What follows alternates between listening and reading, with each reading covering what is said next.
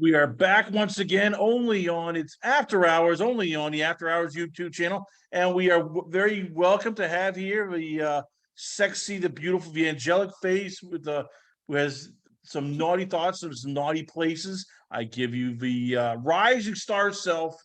I give you Penelope K. So Penelope, a lot of big things going on here. You might be invading Miami, Florida for Exotica. That's still being negotiated. You are also have your OnlyFans, and you now have a feature film coming out this week. Tell me about here, because I know that you're very excited about it.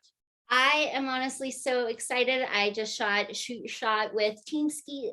It comes out on the 1st, and I am so excited. This is the biggest project I've ever been. I went to Miami for 2.5 weeks to film this. It was fantabulous, and I had a great time on set. Like, I love shooting with Team Skeet. Yeah. So why is it? Like, what is it? What did they do that's different from other companies in terms of knowing how to shoot you or treating you? Oh, no, it's just I just get along with everybody on set. They do, every company I've worked for has done a really good job on casting. It's just this was Miami, and it was the first time I went to Miami without getting sick. So I was just like, oh my God. And it was the longest I've been there. So I was just like, holy crap. But everybody in Miami treated me so nicely and with so much respect and was so kind and caring. And it was wonderful. So what's the name of the movie? So that if people want to check it out, they can check it out. So it's very much a free use fantasy video in an office. Me and the lead male talent, Nikki Rebel, we're in love with each other, but neither of us are at the point where we're able to tell each other, like, hey, I like you. And so I go on a date with Peter in the office, and I just realized it wasn't a good fit. And so then I go and try to go find Nikki, and he just slept with 3 other girls. And I'm just like, what the fuck? He leaves the office. He no longer works there. And then he shows up to our parking spot where we would park every day and right next to each other. And then he gave me the book he wrote, and he's like, it's time to shoot my shot with you. And it's just a very hilarious, romantic office movie. Yeah. All right, so all this is going on, as we said, and it's also busy for you because while you're in Miami, you're shooting for Team Skeet. You're also doing your own stuff because you have your OnlyFans there. So how do you balance that? Because I'm guessing, these shoots aren't like, oh yeah, I'm on set, we have sex, we're done after 45 minutes. Goodbye, everybody. It's like, no, it's a couple hours long, and then you have to wait, you do makeup, you do stills, and then you got to shoot your own stuff. So how tough is that when you're basically doing 2 jobs at the same time almost, and there's almost like 24 hours, and you're like on 4 hours sleep going, okay, damn it, I still need to upload these videos, but the the bandwidth is not enough. Why, God, why? Well, it's not that chaotic. If I'm on a work trip, out of common courtesy and respect, I don't shoot my own content just so I can show up on set. I'm not tired. I'm full on ready to go. When I'm home and I have days off, or if I'm in California because I have a shoot one day, no shoot, and then a shoot the next day, I'll try to arrange some content. But on work trips, I'm not really shooting content unless it's just, photos. I don't really have, it's just, like mild professionalism, in my opinion, to just have that respect for this company having me and wanting me out there for 2.5 weeks of just, I'm just going to chill. I'm here for working with you guys. I'm not going to focus on my own stuff. When I have days off, though, I'm shooting content right here on this couch now. All right, so I'm glad you brought that up. Professionalism. Yes. Most people think that porn is just, oh yeah, you go on and you have sex and do all this here. It's like no. It entails much more. So take me to like the average shoot, whether it's Brazzers, whether it's Team Skeet, Bang Bros. Like, what when you say professionalism, like what do you mean? What do you do to be professional, and how much work goes into just that one shoot in terms of what you need to do and what you need to prepare for? Well, when I come on to set, I always have my IDs ready because I need to have 2 valid forms of identification. and I have my full test ready to show to all of my everybody that I'm working with. I get tested every 2 weeks, everything, fully tested. I don't really have much of a sex life outside of work just because I'm not seeing anybody and I don't want to risk the chance of catching something and having to be like, hey, I'm so sorry, I caught something. You're going to have to take some time off of work. You know, I come up on set and I'm like, hi, I'm showered, ready to go. I've had my caffeine. I'm ready to be the kind of chameleon of the character I need to be for the day. And then while I'm in hair and makeup, I'm really focusing on, getting ready for the scene, mentally preparing myself.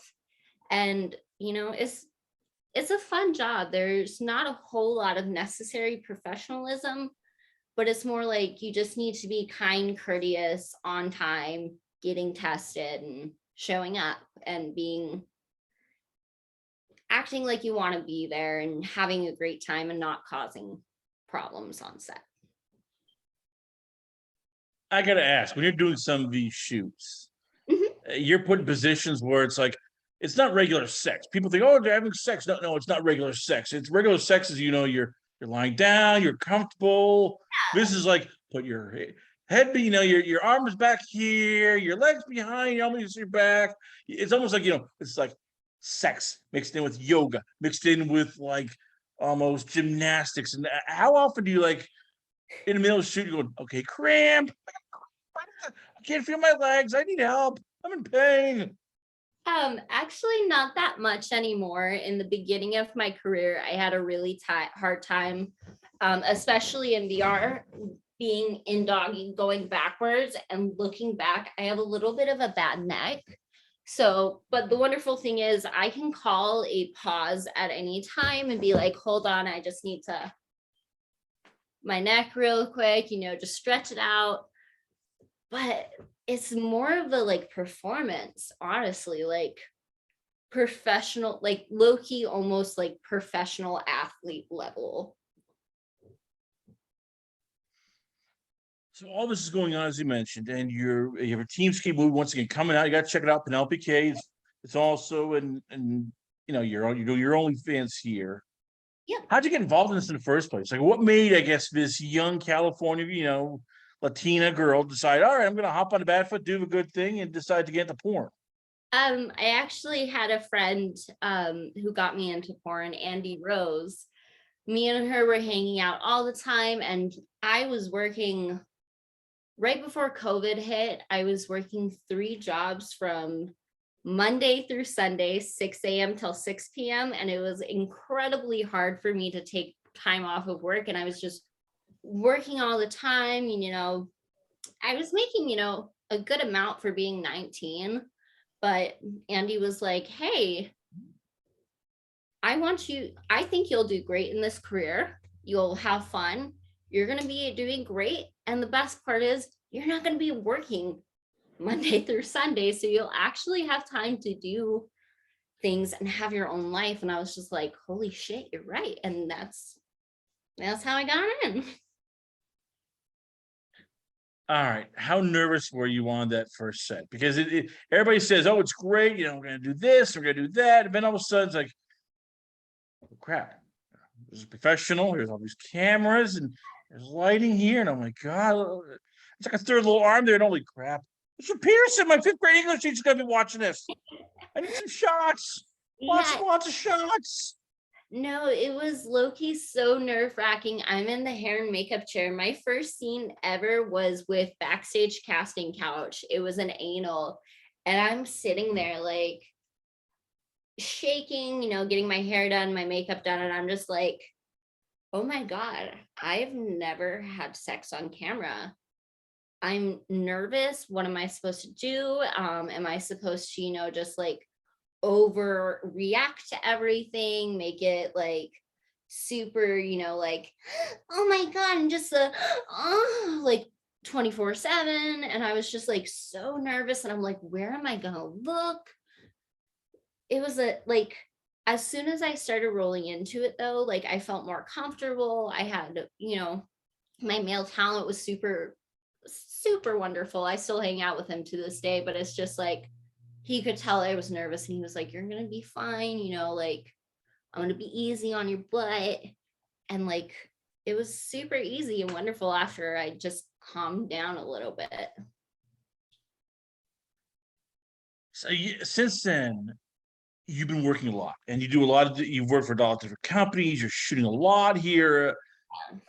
Who helps you in terms of like navigating this? Because you want to have an image. I mean, you're this very beautiful young woman. You work hard. I know that. Everybody loves your professionalism, but you also, I'm guessing, want to be like viewed in certain lights, not in other lights. So, who helps with that? Like, who gives you advice in terms of like, all right, I wouldn't do too much anal yet. I wouldn't do too much this yet. Don't do this site, but this site's fine. This company's okay. This company, they get a bit sketchy. Like, who helps you? Like, try to give you My a heads up. Yeah. my agency does that. Anytime I have any question about anything, I just call them and I'm like, "Hey, I don't know what to do." And like just discussing what I want to do with my career. They're always there to help me. They only get me bookings with companies that, are trusted, that, companies that they won't feel like I won't have to worry about being on set with, that I know this company, nothing's really going to happen at all. How tough is it for you to figure out this? Because right now you're in your 20s, so you're trying to figure, okay, Oh, there's I'm short term, there's long term, there's very long term, and I know we're joking, we're laughing here, but I'm guessing there's certain ways you want to be portrayed. How tough is that figuring out when there's companies, whether it's Reality Kings, Dogfight, they're offering a lot of money. You're going, no, that's a lot of money, but wait a minute here. I want to do this later on, or I want to be like the next, feature dance girl, or the next, feature film person here. How tough is it trying to figure out what to take when you're always going, okay, how do I make money but not destroy the brand? Well, my brand is obviously very cute, innocent teen girl. I have a look where I can look very young, but also at times I have played positions and roles where I'm a CEO and I'm fucking my masseuse. So like I have a very, and I've worked with kink.com a few times. Like my image is very versatile because I can play multiple different roles, and my agency, they do a great job at, keeping shoots with my brand and, being young, innocent teen girl and not all of a sudden like I'm playing something I've never played before. So when you've worked with a lot of talent, does it ever get weird when sometimes, and you're this very young girl, you're Yeah. working with people who are almost old enough to be your parents? I mean, does it ever get weird? It's like, oh crap, you could be my dad. I This mean, got weird here. It's like it, actually making out with my dad's friends. I mean, sometimes it does get weird. Personally, I've always liked my partners to be older. I never really have had a problem with anything, except for there's one male talent I cannot look in the eyes when we're performing because he has the exact same eyes as my dad. And I'm just like, I can't look you in the eyes. So like, I appreciate you being here. Like, I love working with them, but I just can't look them in the eye. That's why shades come in. Well, I can't wear shades. No, he can wear shades. Most of the scenes it's already like inside, and like the scenes that I've done with this person, they're usually my stepdad. So it's kind of like it wouldn't really fit the scene for me to be wearing sunglasses inside. Is it easier working with older women because one, but they're more curvier, and two, they know I mean, they almost become like mothers where they can help you out and go, okay, just worry about this performer, you gotta stay away from this performer's great, this cameraman, he's perfect. I mean, personally, I love working with MILFs and women who are older than me. Um, I love them so much. They're wonderful. They know what they're doing. They have a great shoulder on their head. I know if I reach out to even a few friends of mine who are just like a few years older than me, and I'm always just like, who is this person? Because I get messages on Twitter and I'm just like, who is this person? They're asking me to shoot content with them. I don't know them. I only personally shoot content with people who I've worked with on set. So like, or I get a great review from somebody else and they're like, no, you absolutely need to shoot with this person. They're wonderful. That's all I do. So like asking people like that, like, hey, people who have been in the industry for years. I have so many friends who have been around for a while that I can just be like, hey, so this person's trying to like shoot with me. I don't know them. They'll either be like, yeah, that would be a good idea, or I don't know. That's up to you. But usually I just stick to my rule of I haven't worked with you, so we're not going to shoot content because I'm tiny and, just in case anything happens, like my safety comes first, and knowing somebody from a professional set and getting a very good flow and understanding how their professionalism works and how they are, it just makes me feel like more relieved and comfortable. How tough is that finding those people? Because you want to expand for your content. Because after a while, if you shoot the same people, they can get tied up because everybody's shooting for content. So Yes. how does, and as I said, with guys, it's probably trickier. With girls, how do you find people to shoot content with, and what do you look for? Is there a certain look and attitude? Like, what turns you on when you're looking for other performers? When I look for female performers, personally, I love shooting with women who are taller than me. It's one of my favorite things. I love women who are taller and can dominate me a little bit. Um, I love boobs, but I also love small boobs. I love big butts. Hi, Stormy. Oh, Stormy says hello. But yeah, I just honestly, I just love working with women in general. They're wonderful. As you mentioned before, we get Penelope K here on the show. A lot of big things going on with you here. Give me all right. So give me something that for you is on your bucket list. Doesn't have to be porn. It could be even mainstream. Give me some things you look at. Going, I want to do this. I want to travel here. I want to shoot this. I want to start this kind of project.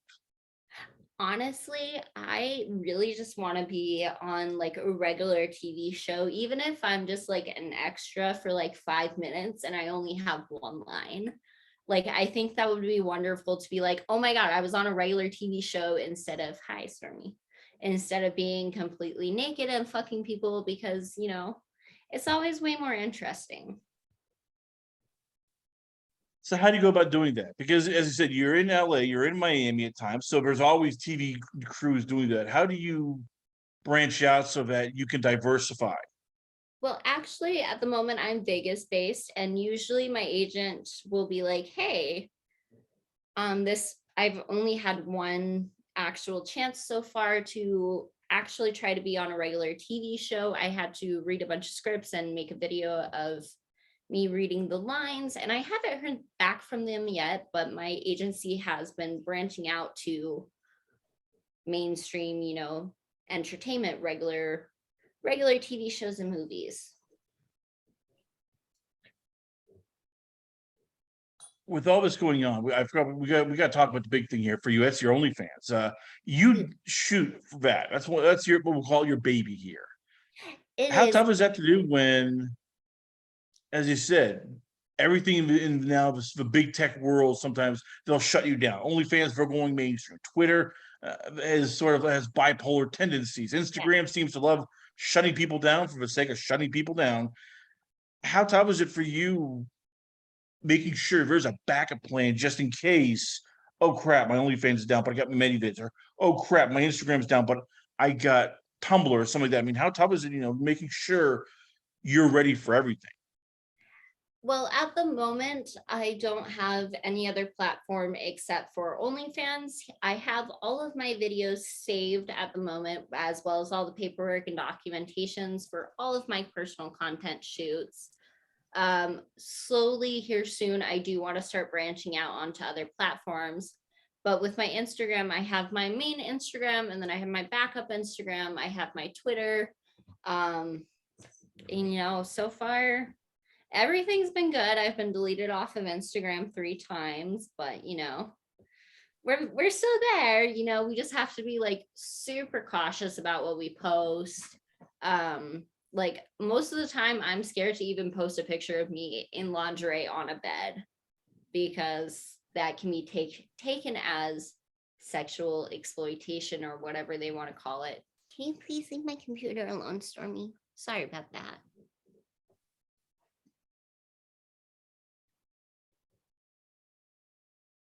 With all right, says with it, we're almost running out of time here, but I got a lot of fans want to know here is this.